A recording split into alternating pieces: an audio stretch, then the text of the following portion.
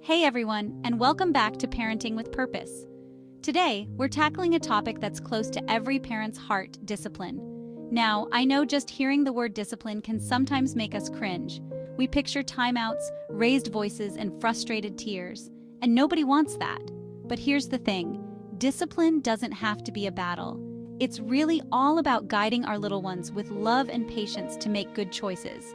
So if you've been feeling a little lost in the world of toddler tantrums and testing boundaries, you're in the right place. In this video, we're going to walk through 5 effective discipline techniques that are all about building your little one up, not tearing them down. And if you're new here, be sure to subscribe and hit that notification bell so you never miss a new video. Let's start with tip number 1, and it might be the most important one of all. Stay calm and be consistent. Picture this: your toddler is having a full-blown meltdown in the middle of the grocery store. You feel your face getting hot, your heart starts racing, and you just want to disappear into the aisle of cereal boxes. We've all been there. But here's the key: our toddlers, as little as they are, feed off of our energy. They're like little emotional sponges. If we react to their big feelings with our own big feelings, it just becomes a recipe for disaster. So take a deep breath.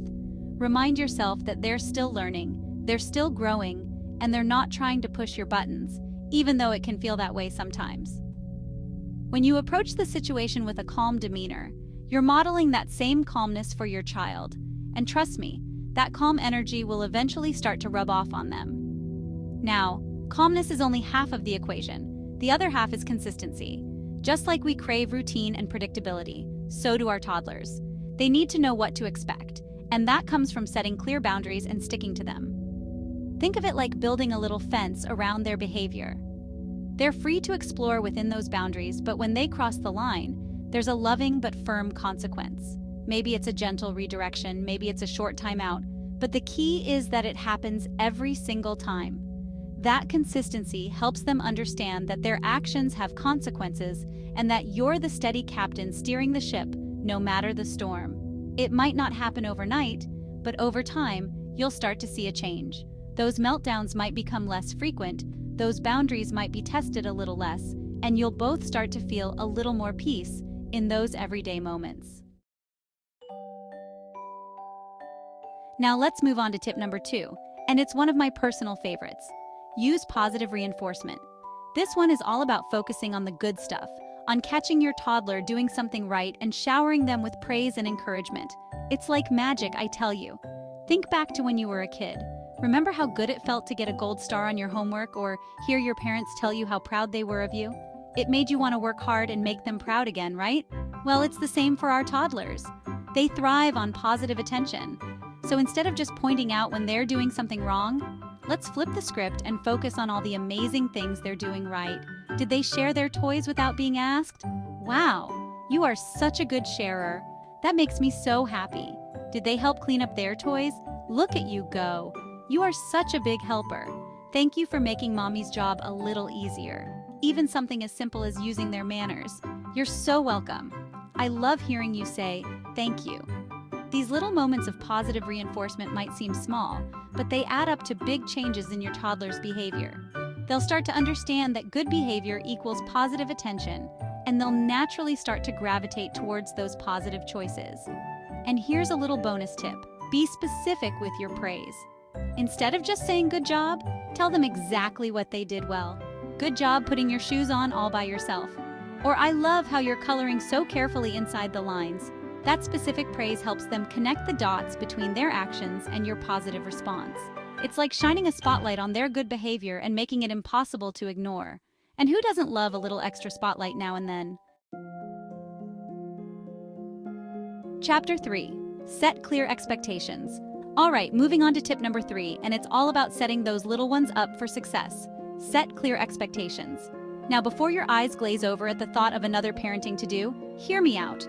Setting clear expectations isn't about adding more to your plate. It's about preventing those meltdowns and power struggles before they even have a chance to take root. Think of it like this: toddlers are like little explorers, navigating a brand new world. They don't come pre-programmed with all the social graces and behavioral norms we adults have had years to pick up. Thank goodness for small mercies, right? So it's our job to be their guides, to give them the lay of the land before they stumble upon a pitfall. Let's say you're heading to the grocery store, a notorious breeding ground for toddler meltdowns. Before you even step foot out the door, have a little chat with your little one, get down on their level, make eye contact, and tell them what to expect. Okay, we're going to the grocery store to get food for dinner. We're going to stay close to mommy, and we're going to use our inside voices. Can you do that? When they know what's coming, they're less likely to be caught off guard and spiral into a tantrum. And here's another key. Keep your expectations developmentally appropriate. Don't expect a 2-year-old to behave like a 5-year-old. They're still learning to regulate their emotions, control their impulses, and understand the world around them. So, cut them some slack, adjust your expectations, and celebrate those small victories along the way. Chapter 4. Use timeouts effectively. Now let's talk about a discipline tool that tends to get a bad rap: timeouts. But don't worry, we're not talking about those old school timeouts where you banish your child to a corner for hours on end. When used effectively, timeouts can actually be a really helpful tool for both you and your toddler. The key here is to remember that timeouts aren't about punishment. They're about providing a safe and neutral space for your little one to calm down and reset. Think of it like hitting the pause button on a heated moment. Just like we sometimes need a break from the chaos, so do our toddlers. When they're in the throes of a tantrum, their emotions are running high, and they're not in the right headspace to learn or process information. A timeout gives them a chance to step away from the situation, take a few deep breaths, and regulate their emotions. Now here's how to make timeouts work for you. First, keep them short and sweet. A good rule of thumb is 1 minute per year of age. So a 2-year-old would get a 2-minute timeout, a 3-year-old would get 3 minutes, and so on. Any longer than that, and they're likely to get bored and lose focus. Second, make sure the timeout spot is calm and distraction-free. It doesn't have to be anything fancy. A designated chair in the corner of the room or even a step on the stairs will do the trick. Just make sure it's not a place where they typically play or have positive associations. And lastly, when the timeout is over, don't dwell on the misbehavior. Instead, give them a big hug, remind them that you love them, and move on with your day. The goal is to teach them that everyone makes mistakes, and it's how we learn and grow from those mistakes that matters most. Chapter 5. Redirect their attention. All right, let's wrap things up with tip number 5, and it's all about harnessing that short attention span to your advantage. Redirect their attention. This one is all about being proactive and steering your toddler towards more desirable behavior before they even have a chance to get into trouble. Remember, toddlers are curious creatures by nature. They're constantly exploring their environment, testing boundaries, and pushing the limits. So it's up to us to create an environment that's both stimulating and safe. Let's say your little one is obsessed with throwing things lately, a common phase that can be equal parts terrifying and frustrating.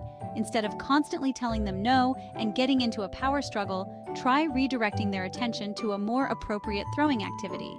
Gather up some softballs or stuffed animals and set up a makeshift bowling alley in the living room. Or head outside and have a blast throwing rocks into a bucket of water. The key here is to provide them with an outlet for their energy and curiosity, while still setting those important boundaries. And who knows, you might even have some fun in the process. Another great way to redirect their attention is to simply change the scenery. If they're getting restless and prone to misbehaving at home, pack up a bag of toys and head to the park, the library, or even just for a walk around the block. Sometimes a change of pace is all it takes to reset their mood and prevent those meltdowns. So, there you have it. 5 effective discipline techniques for toddlers that are all about building a strong and loving foundation for years to come. Remember, discipline is not about punishment. It's about guidance, patience, and unconditional love. It's about teaching our little ones to make good choices, to regulate their emotions, and to grow into kind, compassionate, and responsible human beings.